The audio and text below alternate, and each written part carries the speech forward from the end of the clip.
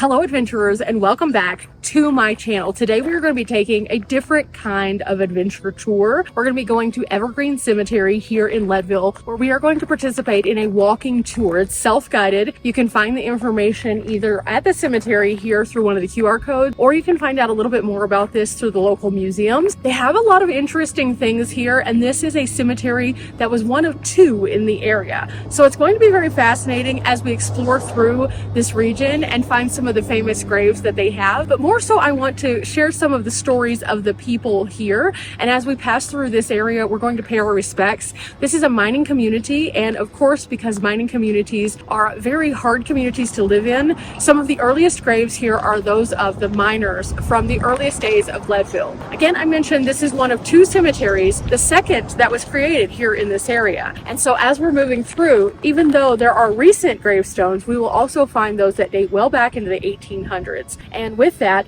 we're going to be able to unveil some of the stories of this very unique cemetery. It is divided up into a series of sections, and each section has different kinds of people who were buried from the community. They, in the front section, for example, have a Jewish section where everyone who is Jewish is buried there. According to their religious beliefs, they would practice their religious beliefs in the burial process. There's also Protestant areas and Catholic areas. There are areas that are considered to be pauper areas where people were brought in that might not have had money. At the time that this started out, a cemetery plot here would have been about $15, and the process of just burying someone would have cost that. And a lot of people didn't have that. The average miner made about $3 a day, and savings were hard. And so being able to honor and memorialize your family member was not always the easiest to do, but it is something that we must do. And so as we move around, we'll just kind of see that story playing out in a variety of different ways, but also I'm going to show you a few interesting things that Leadville has done here, including a veterans memorial. And again, they have a few unique things here.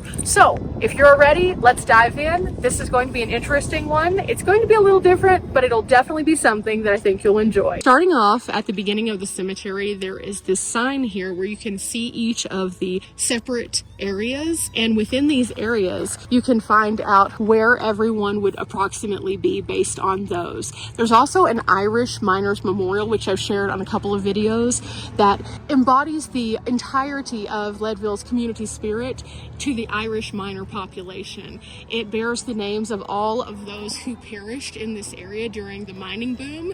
This cemetery was founded in 1879, and again, it was its second cemetery. The name is Evergreen, and it is the final resting place for a lot of different residents, including a man named Texas Jack. And he was one who co-founded the Wild West show with William Buffalo Bill Cody. But you'll also find Marshal George O'Connor here. He was the first lawman who was killed in the line of duty here in Leadville in 1878. Additionally, you can find a veterans memorial, and then also there is a marker here dedicated to the Congressional Medal of Honor winner Edgar McWeathy, and the U.S. Armed Forces Memorial is here as well. But there's a few other things here, including that pauper cemetery that we were talking about, and then also the Irish miners, which we know that over 1,300 are buried in unmarked graves in the Catholic Free Cemetery. Now today we're going to find a couple of different famous graves, but we're also going to just take a look at the cemetery as a whole and talk about the history. So as I show you around, I'll give you a brief history of some of the things that have happened here in Leadville, and then also what makes this cemetery very special.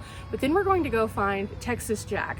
Texas Jack is a man that is synonymous in Western history. He is a part of the Cowboy Western Hall of Fame in Oklahoma City, but he is also featured in Cody, Wyoming at the Buffalo Bill Center. And I think it's very fascinating to see his story. So we'll dive into that after we find him. But I think that this is just a good way to kind of learn about these areas. Again, the division here within each of these sections is very unique because certain graves face in one direction, certain graves face a different direction. So it's not like your typical cemetery where everyone faces kind of the same direction. Many of the stones from the earliest of days are a mere wood plank, because the materials for making a nice expensive stone wouldn't have been feasible. So they are just marked like this. It's really kind of sad to see some of these because they're in disarray and just time has not been kind to them. And then others that look perfect. It's so heart-wrenching to see that at the end of the day, whenever we come to places like this, we're honoring those who are here, but also it's a reminder that even people who have a lot, at the end of the day, we all end up in the same place. And it allows us to see that the things that we thought were important aren't necessarily that important.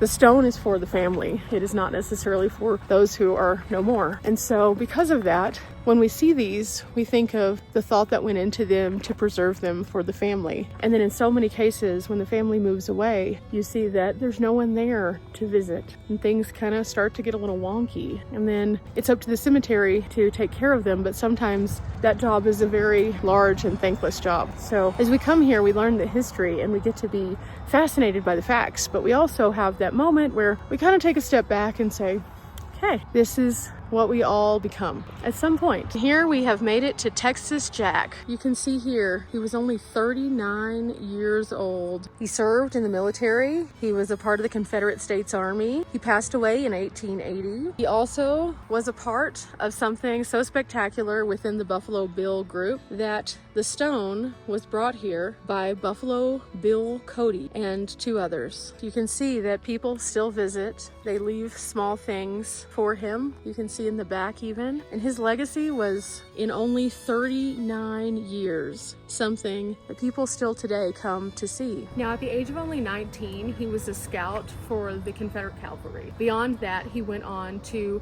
work with the Pawnee, and he would lead scouting hunts with them as well. And then he went on to work for another interesting character, a duke from abroad, a British duke, believe it or not. After that, this man, he moved back to this area after founding the Wild West show with none other than Buffalo Bill. He and his wife resided in this area and they were well loved. He ended up falling to an illness, and that's what ultimately was his demise. Something that today, by most standards, would be treatable, but back in the day, it was much more complex to have a very basic thing. He was a known person in this community. He was well loved, and despite that, and despite his affiliation with the Tabor family, which is quite a well-known name here in the Leadville area, you drive through and there's Tabor everything, he still ended up here. I think that that's the bigger picture. It doesn't matter who you are, what you do, what you enjoy. Ultimately, we all have that moment where it's an equalizer, and illness happens to be that.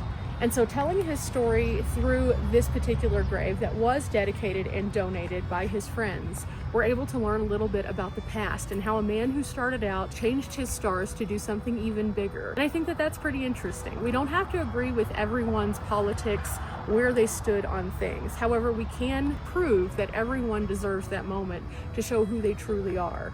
And through working with Buffalo Bill Cody, we know that Bill Cody himself aligned heavily with the Indian. And we know if he worked with Buffalo Bill, he also worked with a variety of other people from various backgrounds that might not have been the same kind of story as he was on when he was in the Confederate Army. So again, we get to see a little piece of his story here, but I encourage everyone, if you have been to the Cowboy Hall of Fame, or if you have been to the Buffalo Bill Cody Center, tell me, have you seen this guy anywhere? If you have, what were your impressions of his story? Did this help you to learn a little bit more? I have found that so many of the places that we go are just a piece of the bigger picture, and each place that we go to, we get to see a little bit more of that revealed. And so what might appear to be one-dimensional while we're here at a cemetery actually has a full web of stories to tell. And by going to those other places, we get to know that human just a little bit more. So again, if you've heard of this man before, leave in the comments what exactly you've heard about him, where you saw that, and then who knows, if it's a site I haven't been to, maybe I'll go there in the future. But we have a few more things to look at as we move around the cemetery.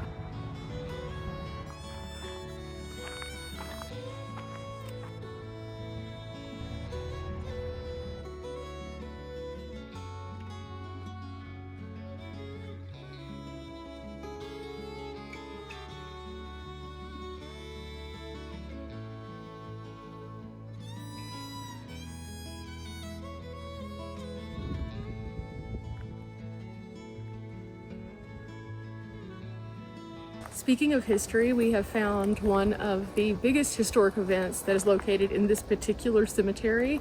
It is the memorial behind me. This is the site where several who were killed in an avalanche were laid to rest. Eventually, they were recovered, but their initial time of this avalanche was way back in February on the 22nd day of 1885. They weren't found for many, many months because of the conditions and the way that it was so inhospitable on the mountain. Initially, people were carried by train to mine. The problem was there was an avalanche that came along, and whenever it did, it completely and totally buried many people. In fact, out of the people who were there, these men right here were some of those who were said to be very hard workers. It didn't matter if they worked hard, though. It was the fact that the elements here were so hard. I've talked about before in various mining communities that mining was a difficult task, not just because of what happened under the ground, but many of the miners, depending on what kind of mining that they would do, if you're coal mining, you would end up with black lung. If you were silver mining, you could be in a collapse. If you were in a gold mine, there could be an avalanche. There could be a cave-in. There were many things that could go wrong in this process, and these men unfortunately met their demise as a result of that. Now, they are honored here in this cemetery as a part of Leadville's history. The accident occurred about 10 miles outside of Leadville, but by the time that the rescuers were able to get there and get to the mountain, they had to snowshoe up in those horrible conditions and bring down the bodies one by one. These men were laid to rest here and are still honored to this day as part of the history of Leadville and the unfortunate part of the mining industry. But they are here with others from their community who they probably interacted with on a daily basis. People who would own shops, people who they might see at church, people that they might go and have a beer with down at the saloon on Main Street. These were their people.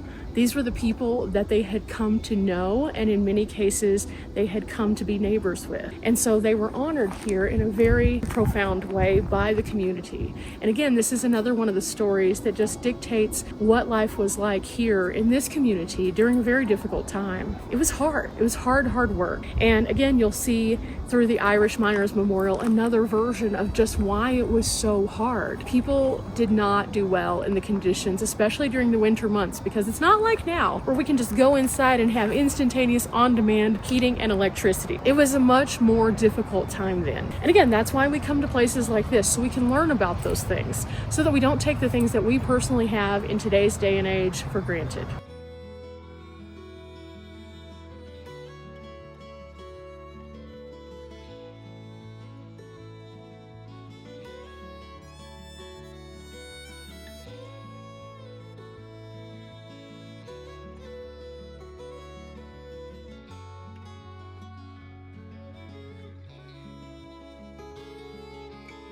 Now, while we're exploring around, there's a lot of interesting things on the self-guided tour, and I definitely encourage you guys to check that out because we're only scratching on the top of the surface here in today's video. This, however, this unique structure is the only of its kind in all of Leadville. This is actually a mausoleum that has now been sealed, and the reason why it was sealed was because there is a hermetically sealed casket inside of here with an open face glass, and that is for John Telfer. This is the Telfer family mausoleum. John served in the Spanish-American War. He wanted this particular style of burial, and he wanted to be able to be there so that people could come in and visit, so to speak. And this has been here ever since. Now, the interesting thing about this is they did have to close it because people did try to go in, but for nefarious reasons. And because vandals and thrill seekers would go in there, they decided that it was safer to just go ahead and close up this structure. But they wanted to go ahead and tell the history of this unique placement. It is right next to the bandstand, or inside of the little area that you can go into the gazebo, and it's marked by a huge red painted rock.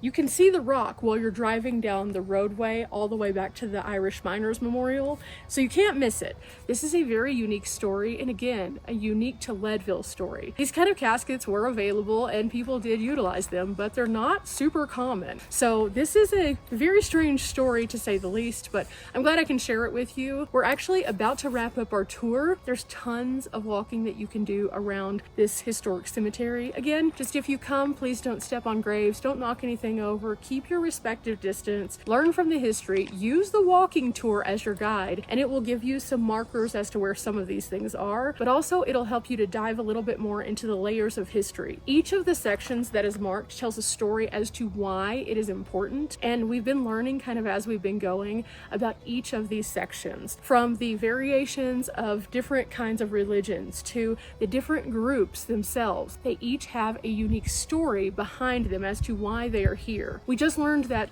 for example, in the Gar section, that one of the things that they did was encourage the President of the United States to come here to Leadville, and he did. But we wouldn't have known that if we wouldn't have taken the historic tour. In fact, so many of the things that we've learned today about the harshness of the world around us during the early mining days, as well as the unique history connecting back to Wild Bill, would have been something that if we just passed through driving, wouldn't have jumped out and said, hey, look at me. But by downloading those apps, you can easily find these things, and that's what I love about communities who embrace their history and share it with us. Remember guys, we're not here for a long time, but we are here for a good time. Thank you so much for coming along with me. I hope you've enjoyed this little dip into history. I know I certainly have. Till next time, bye.